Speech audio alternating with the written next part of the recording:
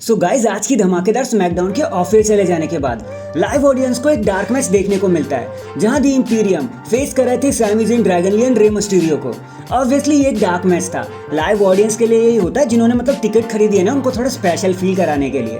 वैसे अगर मैच के रिजल्ट की बात की जाए तो Sami Zayn and company match को बड़ी आसानी से जीत लेते हैं एंड सेलिब्रेशन करते करते सैमी ज़ेन सारे ही फैंस का शुक्रिया करते हैं जो भी शो पर आए होते हैं। लेकिन वीडियो को आप एंड तक जरूर देखना, क्योंकि अभी आपको पता चल जाने वाला है कि सीएम पंक का रिटर्न कब और कहां होगा। एंड आप देख रहे हैं रेसलमैनिक्स एंड सब्सक्राइब करना तो बनता है। सो यार स्टार्ट कर लेते हैं केविन ओवेंस के ट्रेड कंपल्सेट होने से। एंड अब अगर वो स्मैकडाउन पर आ चुके हैं ना, तो इसका मतलब क्लियर है, सैमी ज़ेन अब रॉ पर अकेले रह जाएंगे। एंड अब Sami Zayn and Kevin Owens की जो टीम थी वो ऑफिशियली टूट चुकी है, ब्रेकअप हो चुकी है। इसके बाद ट्रिपल एच ने ना जब न्यू जनरल मैनेजर को इंट्रोड्यूस किया तो सारी ही ऑडियंस की तरफ से एक फ्लैट रिएक्शन आया। किसी को भी समझ नहीं आया कि हो क्या रहा है और ये बंदा कौन है। ऑब्वियसली आधे से ज्यादा लोग तो निक को जानते ही नहीं थे कि ये बंदा कौन है, ये कहां से आया और टीएनए में आखिर ये करता क्या था। So nice move triple H. लेकिन लोगों को जब इसके बारे में कुछ पता ही नहीं था तो उन्हें फर्क भी नहीं पड़ता और कोई ना खासकर बात भी नहीं कर रहा इस चीज के लिए। अगर ये जनरल मैनेजर कोई नोन फेस होता ना तो बात जरा सी अलग होती, पर चलो जो भी है, एटलीस्ट हमें अलग अलग जनरल मैनेजर तो देखने को मिल गए। वैसे निक के बारे में एक खास इकलौती बात जानने वाली बस इतनी सी है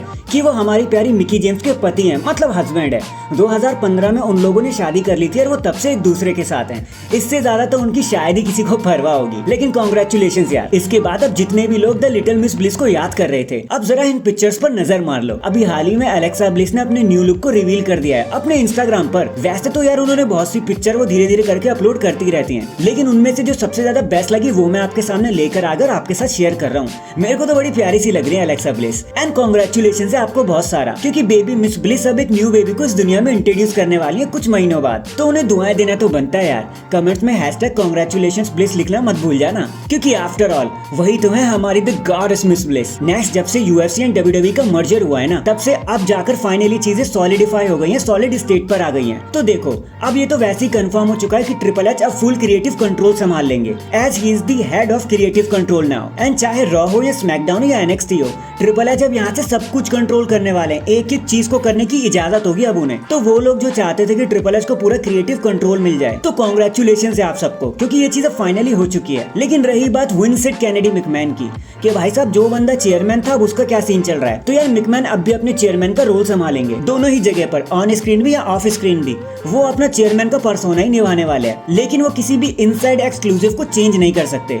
मतलब ट्रिपल एच ने जो काम कर दिया ना, उसमें वो ज्यादा उंगली नहीं कर सकते पहले की तरह। विंस का काम सिर्फ इतना होगा कि वो सिर्फ media rights, new deals and company को आगे बढ़ाने के बारे में ही सोचे, या फिर शेयर्स डब्ल्यूडब्ल्यूई के कहां से कहां जाएंगे, सिर्फ इतना ही। डेली ऑपरेशन में अब उनके पास करने लायक कुछ नहीं है, क्योंकि यहाँ पर सब कुछ टेक ओवर कर चुके हैं the game triple H. So congratulations एक बार पॉल ट्रिपल एच लिवैक को। इन दी एंड गाइस, अब जरा ऐसे ध्यान से सुन लो। आज जब tribal chief Roman Reigns and John Cena एक दूसरे के आमने सामने थे, एक दूसरे को कन्फ्रंट कर रहे थे, तो बातों ही बातों में रोमन रेंस ने 3 शब्द बोल दिए जॉन सीना के लिए, एंड वो वर्ड्स थे जॉन बॉय हॉलीवुड। इससे कुछ महसूस नहीं हो रहा आपको, कुछ फील नहीं हो रहा आपको, कुछ याद नहीं आ रहा कि एक और बंदा ऐसा था जो जॉन सीना को जॉन बॉय हॉलीवुड तो नहीं लेकिन जॉन बॉय बोला करता था। And you are absolutely right in this thing. वो इंसान थे CM Punk. Of course WWE ने एक के बाद एक सीएम पंक के रिटर्न पर हथौड़े मारने शुरू कर दिए हैं कि वो आने वाले हैं, बट सवाल तो ये कि क्या वो सच में आने वाले हैं? क्या शिकागो सर्वाइवर सीरीज में सीएम पंक सच में एंट्री मार रहे हैं क्या? तो हियर इज द किकर, ऐसा कुछ भी नहीं होने वाला। ये डब्ल्यूडब्ल्यूई की स्ट्रेटेजी है कि वो लोगों को हाइप में रख के टिकट सेल आउट करवा सके। वो हमेशा ऐसा ही करती है, इससे ज्यादा कुछ भी नहीं है।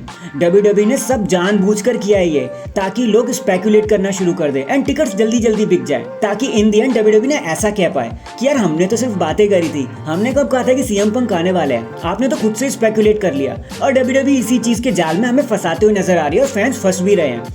देखो यार, अभी थोड़े दिन पहले खुद ही डब्ल्यूडब्ल्यूई के एग्जीक्यूटिव्स विद ट्रिपल एच ने भी ये बात कह दी थी कि सीएम पंक को लाने में हम जरा भी इंटरेस्टेड नहीं है, वो बहुत ज्यादा ट्रिकी है काम करने के लिए। तो जब वो खुद ही इन चीजों को कह रहे हैं तो हम क्यों स्पेकुलेट कर रहे हैं यार? तो प्लीज कुछ एक्सपेक्ट मत करो गाइस। डब्ल्यूडब्ल्यूई की आदत है हर बार की तरह कि टिकट सेल करवाने के चक्कर में वो बहुत सारे रूमर्स खुद से उड़ा लेती है, और जब टिकट सेल हो जाती है ना तो वो चिल मारते हैं, ऑडियंस को कुछ भी नहीं देते। तो आप लोग भी पूरी तरीके से चिल मारो, क्योंकि आखिरी दिन तक भी जब सीएम पंक ऑफिशियल नहीं हो जाते ना, तब तक इस चमत्कार पर आप यकीन कर मत लेना। सीएम पंक से ज्यादा तो आप प्लीज रेंडी ऑर्टन को एक्सपेक्ट करो कि वो सर्वाइवर सीरीज में आते हुए आपको नजर आ जाएंगे। एंड हो सकता है WWE ने ऐसा इसलिए भी कर दिया हो ताकि वो सबका ध्यान रेंडी ऑर्टन पर से हटाने वाली हो, क्योंकि आप जानते हैं कि रेंडी ऑर्टन कितनी बार अब स्पॉट किए जा चुके हैं और सबको पता लग गया है कि वो आज नहीं तो कल आ ही जाएंगे। तो एज वी ऑल नो कि when it's come to Survivor Series Randy Orton का रिकॉर्ड कितना ज्यादा पक्का है। वो जिस भी टीम का पार्ट बनते हैं ना, वो टीम 100% जीतती है। और मुझे लगता है कि यही करने के लिए WWE बार बार सीएम पंक को चार्ज कर रही है ताकि लोग सीएम पंक सोचते रहे और रेंडी ऑर्टन अपनी एंट्री कर ले और चीजें फिर से अनप्रिडिक्टेबल बन जाए। वैसे मुझे तो यहाँ से ऐसा ही लग रहा है गाइज। आपका इन चीजों के बारे में क्या कहना है कमेंट करके जरूर बताना। सो आज के लिए तो बस इतना ही। एंड चैनल पर नया है तो चैनल को जल्दी से लाइक एंड सब्सक्राइब कर दो। बाकी मैं मिलता हूँ आपसे किसी और अपडेट के साथ। तब तक के लिए अपना ख्याल रखें और खुश रहें।